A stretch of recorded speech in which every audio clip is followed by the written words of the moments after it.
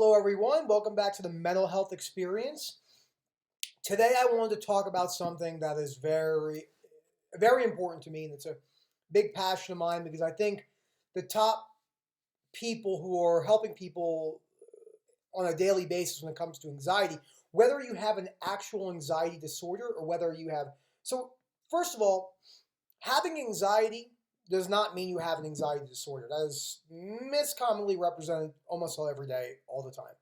GAD, which is generalized anxiety disorder, means that you are basically in the state of full chronic anxiety from the moment you open your eyes to the moment you go to sleep. So if you are panicked when you have public speak, you don't have GAD. GAD is a disorder where your nerves become sensitized, so your threshold for anxiety is low and those hormones are released and you experience anxiety at much lower tolerance than most people. This is, again, highly misunderstood. So why are we facing an epidemic with anxiety and so forth? I'm going to strictly talk about anxiety today. And again, I am not a psychologist or a psychiatrist. I am just would think very educated on the subject because of my experience going through OCD recovery and so forth. So, what do we see when people go to someone about anxiety, besides getting diagnosed with anxiety disorder when more than likely they don't have an actual disorder, which doesn't take away any merit that they can be suffering intermittently? So, we look at anxiety and we teach these techniques, these grounding techniques, these deep breathing techniques, and these yoga techniques, and these meditation techniques. And short term, they have merit, and long term, they're terrible. And why is that? The only way to get over anxiety is to accept you have anxiety and do nothing about it. It sounds completely counterintuitive. To give you a little background about myself, with my OCD recovery, which I covered, I was in a state of high anxiety from the moment I open my eyes to the moment I go to sleep. 9 minutes of anxiety for about 18 months. Full panic attack every moment of every day, 24 hours a day, every second, every minute, surviving from moment to moment. And they teach, well, just ground yourself, think about other things. What you're doing is you're teaching your brain that there is a problem. And meditation and all these things, mindfulness, are important, but they do not help you recover from anxiety long term. That is very hard for people to hear, especially people that are anxiety researchers. Claire Weeks, I don't have my book with me right now. Self-Help for Your Nerves. She is one of the pioneers of anxiety research. Paul David at Last of Life, who recovered from 10 years of very debilitating chronic anxiety.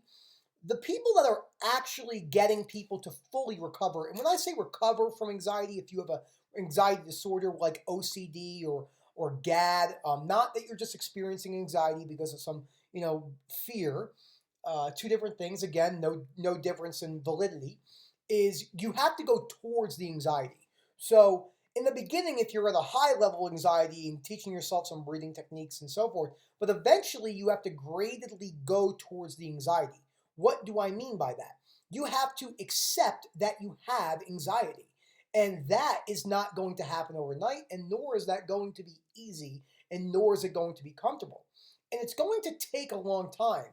In Dr. Claire Weeks' experience with doing things of the such, she said it usually takes people about a year to have their nerves not be as sensitized to the neurophysiologic components of it, what anxiety is. A lot of people like to understand how anxiety happens. I think it's cool if you're a researcher, but you don't need to understand the mechanics of anxiety. You don't need to understand the sympathetic nervous system. You don't need to understand the neurology. You have to go towards the anxiety. So let's say I'm having a panic attack right now. And this is the thing about mental health illnesses, you wouldn't even know it. I could be like a lion's chasing me right now, just chronically, boom, boom, boom, boom. Sitting here, okay, no one's ever died from anxiety. It might not be comfortable, but I can go on. And this is the road that must be taken in order to recover from an anxiety-based disorder. Again, if you have a fear of public speaking and you're up there and you get all the sympathetic responses, blanched face, cold sweats, heart boom, boom, boom, boom, boom, boom. Gradedly exposing yourself over time, maybe talking to one person, maybe going up to a group of people you don't know and starting a conversation with the reality that they might not want to listen to you, and that's fine. Teaching your brain that there is nothing to be scared of. Anxiety is based off of fear responses. So you have a fear of something, and now over time you are sensitized. Your threshold for fear and anxiety is lower. So what used to maybe cause a panic attack here is now here. And it's the same thing with the fear avoidance response when it comes to the pain threshold. Because again, as we know, pain has a physiologic component, but what we're seeing is that threshold's going down. So you're experiencing that pain at levels that you didn't even need to reach before. You know, like I said in one of my videos on my other channel, if before you need to be kicked in the face, and now you're so afraid that this flick causes that pain in your mind, this is what that graded exposure is when the threshold goes down. It's the same thing for anxiety, but there's so many, and when I say so many, I mean 99% of good, with good intention therapists, because they just maybe don't fully understand. They teach these society, we are obsessed with the quick fix. That's it. I'm gonna meditate 20 minutes a day and be on my way. Absolutely fucking not. Sorry, excuse my language. Try not to curse in this channel. But no, 0% chance that that's going to happen. What is going to happen is you are going to train your brain that there is something wrong. Okay? Meditation and mindfulness have their place. But acceptance is the key to getting over these things. And the reason why most people don't is because acceptance takes persistence.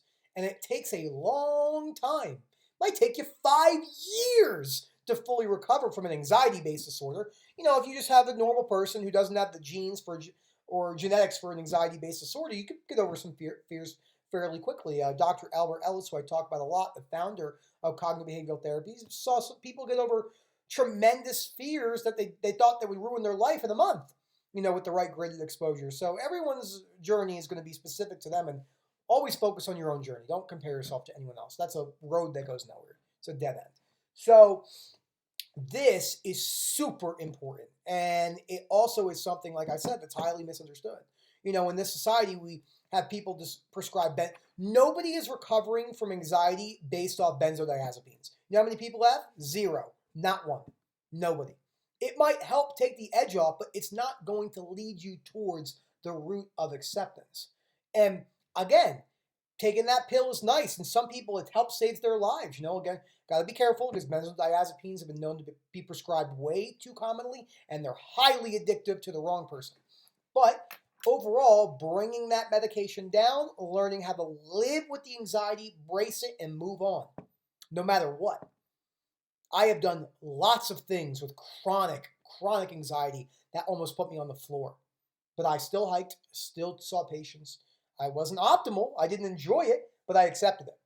And that is huge. The biggest part to getting over anxiety is going towards it.